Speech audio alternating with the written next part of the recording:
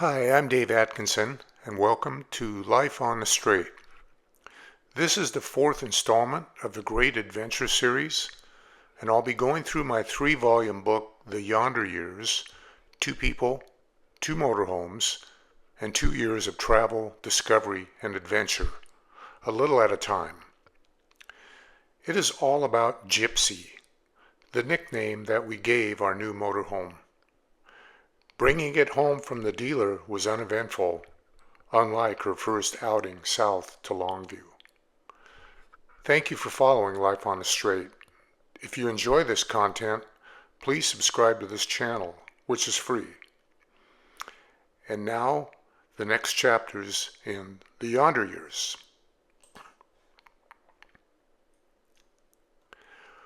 One thing that I haven't discussed up until now is money. But it is obviously a major concern when contemplating purchasing a motorhome, car, and campground fees for an extended period. For us, it also factored in settling on the departure window. Amy and I each had IRAs, and back in 2007, my IRA was pretty good. It was good enough that I could retire at the ripe old age of 53. But there was a catch. I couldn't begin withdrawing funds from my IRA until I reached age 59 and a half without incurring a stinging penalty. We didn't want to do that, but it turns out that the IRS has a special provision for people who have enough money to retire on but are not yet old enough to withdraw it without penalty. It's called 72T. Our financial advisor ran the figures through several actuarial calculators to come up with a set annual figure that could be withdrawn without penalty.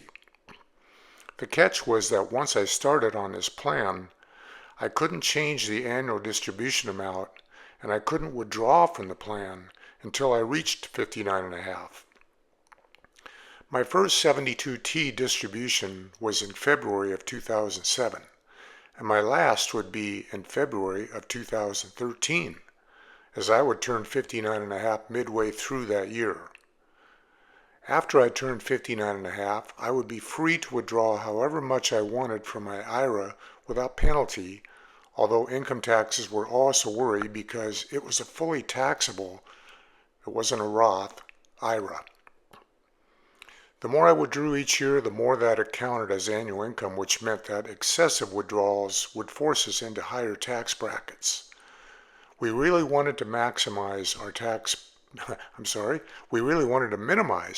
burden. Getting out from under the 72T restrictions was key for setting our departure window for the spring of 2014. Come January 1st, we would be in a new tax year and thus could take out an IRA withdrawal to pay off the balance of our Idaho property loan. Not only would we then own our little business park free and clear, but we'd also be collecting monthly rents from our 4 leased spaces that would help fund our adventure.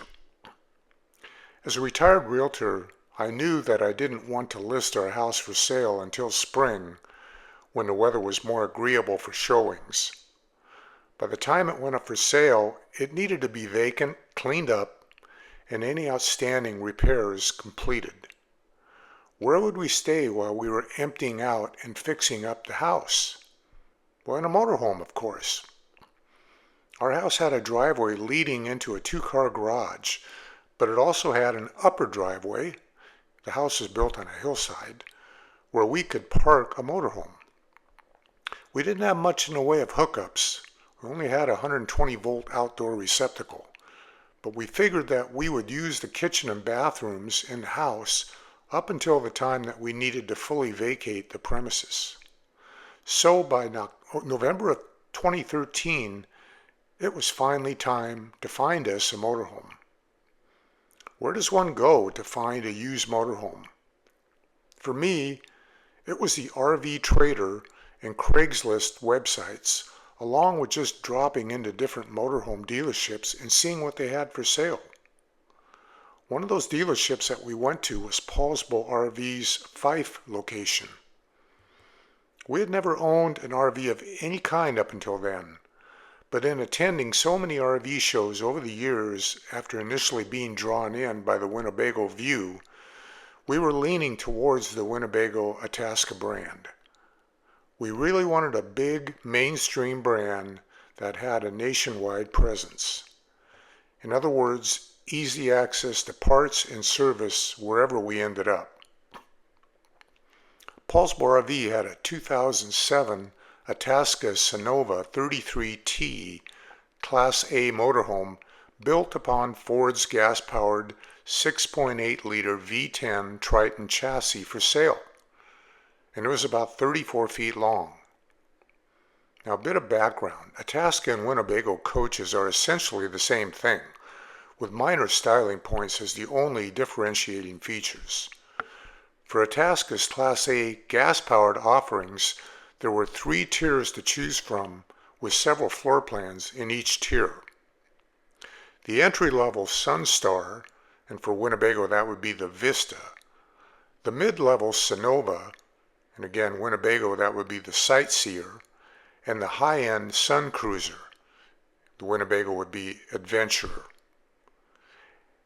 Anyway, back to the coach for sale. It featured a single slide out for the dinette and one of the 2 sofas, but it wasn't loaded up with options. The previous owner replaced the bulky tube-type TV with a newer and less power-hungry LCD flat screen, however. The salesperson took us out for a brief test drive. We started in a nearby parking lot just getting a feel for the size and visibility, I should say lack thereof, and then I drove it out to the freeway and headed north for a few miles, took an off-ramp and then an on-ramp, and circled back to Fife and back into the Paulsbo RV lot. They had their mechanic go over all the ins and outs of how the various systems within a motorhome work, and Amy was making a video with her phone during this time. And yes, at the salesman's insistence, I bought the extraneous body paint preservation wax job that I'm sure they made good bank on. If they even applied it, we found out later they were not the most reputable organization. I drove it home that afternoon with Amy following behind in our car. From Fife, south on I-5 to State Route SR-16 and over the Tacoma Narrows Bridge, and then in Bremerton, merging on to SR-3 northbound to Paulsbo, and finally we made our way to Kingston and up the hill to its new and temporary home. I was a little stressed out, but as the miles went by, I felt more and more comfortable driving this big 34-foot long, 12-foot tall, 8.5-foot wide beast. The Itasca had a rear-facing camera so I could see what was directly behind me, but I quickly learned to rely upon the side mirrors for changing lanes. I should make a note, owning an RV for the first time presents a bit of a learning curve. There are so many systems to learn: electrical, propane, fresh water in, bad water out, slide outs, leveling jacks, and more. In fact, it's worthy of its own chapter, which is coming up. One of the first things that we did was give her a name, Gypsy. Instead of saying, we need to buy bedding for the motorhome, or we need to buy dishes for the Itasca, we could just say, we need to buy an extension cord for Gypsy. Simple and to the point. The night that we brought Gypsy home, we drove up to Home Depot and bought a space heater and some poles with reflectors at the top. Gypsy's inaugural voyage would be almost a month away, but until then we had quite a few things to buy for her. Bedding, dishes, rugs, water filters, a water pressure regulator, a heavy-duty tire pressure gauge, a zero-water filtration pitcher for our drinking water, shelf liners, a mattress pad, small appliances, various electrical cords and adapters, a toilet brush, and more. Other than driving it home from the dealership, Gypsy would soon be ready for her first real trip with us. On December 20th, we headed south to visit our friends in Longview. We swung into a Love's truck stop just south of Chehalis to get some gas and learned a new lesson. Gypsy's gas tank held 75 gallons and filling it up cost over $100. I should say, averaging just under 7 miles per gallon, Gypsy really liked her gas. The problem was that their pumps, and many others that we encountered throughout our adventure, were set to stop at $100. Then I'd have to either use a different credit or debit card or go inside and see if the clerk could enter an override which allowed me to continue fueling on my original card. Once in Longview, I parked on a spacious street in front of our friend's house. RVs appropriated a term used by boaters, shore power. When you reach your destination and plug into some version of AC power, you are using shore power. Gypsy's shore power flowed through her heavy 30-amp extension cord, but we couldn't directly plug that into a standard 120-volt outdoor receptacle at our friend's house. Fortunately, we had purchased an adapter before leaving home. We chose not to bring any food, so the refrigerator was turned off, but the minimal shore power that we were drawing kept the battery charged, the lights on, and the propane furnace's fan running. We departed for our niece's house in Stanwood on the 22nd, stopping at the same Love's truck stop to get another $100 worth of gas and to fill up the 18-gallon propane tank. And they never take that much propane, as room is left for the liquid propane to expand into usable gas. Time for another lesson. Although we didn't have any food in the fridge and thus it had been turned off, had we been traveling with the fridge turned on, it would have been powered by a burning propane flame. And if you're curious, just Google how a propane fridge works. When turned on, the hot water tank is also heated with propane when it's not plugged into electrical power. So before we pulled up to the gas station's pump, we had to first turn off everything that was burning propane. Gasoline fumes and an open flame don't play together very nice. And that goes double when filling up the propane tank, as the process releases a large cloud of propane gas as the tank is getting close to full. In fact, during our adventure in Carlsbad, New Mexico, the guy filling up our propane tank first made us remove Buzzy from the coach and had all of us stand several yards away from the rig while he filled it up. Once we got back on northbound I-5 and drove for several miles until we were right around the McCord Fort Lewis military base, and then bang! Amy and I looked at each other wondering if someone in a nearby car was shooting at someone else. A car passed us and people were motioning us for us to pull over, and being in the slow lane, I pulled off to the shoulder, turned off the engine and went outside to have a look. The right rear inside tire had blown out. Fortunately, we were running light for a motorhome, not packed to the gills with our stuff like we would be a few months away, so the remaining right rear outside tire held up the coach. I called our insurance company and they contacted a roadside assistance service. While we waited for help, we fired up the onboard generator, turned on the TV, extended the rooftop antenna and fiddled with it, and it was pointed eventually, and we watched the Seahawk game. I seem to remember using a microwave as well, so we may have heated up some pastry.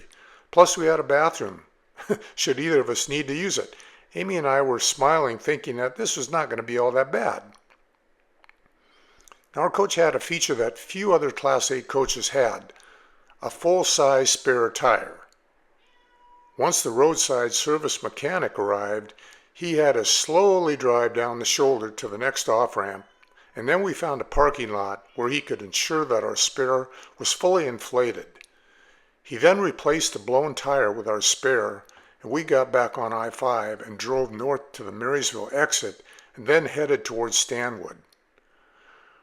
We backed up the coach next to their garage, putting several wood blocks that they had available underneath the front hydraulic leveling jacks so that the coach would sit level. The next day we took Gypsy into Stanwood to the Les Schwab tire store. Lo and behold, all the tires were underinflated. Motorhome tires are often inflated to 90 psi, but ours were well below, and all the tires were old with cracks in the sidewalls. For 7 new tires, plus balancing, it was time to say goodbye to over $3,300. For balancing, Schwab injected a special fluid into each tire. When we first headed off down the road, it felt like something wasn't right, as the coach was vibrating something fierce. The longer I drove, the better it got, until it was silky smooth. I had never seen tires balanced in this fashion before. Live and learn. We stayed in Stanwood through Christmas, leaving for home on the 26th. I was uneasy taking the Edmonds-Kingston ferry, so I drove the scenic route, heading south of Tacoma, taking the Narrows Bridge once again towards Bremerton, Paulsbo, and finally Kingston. Our initial journey had covered 465 miles, and we learned several lessons along the way.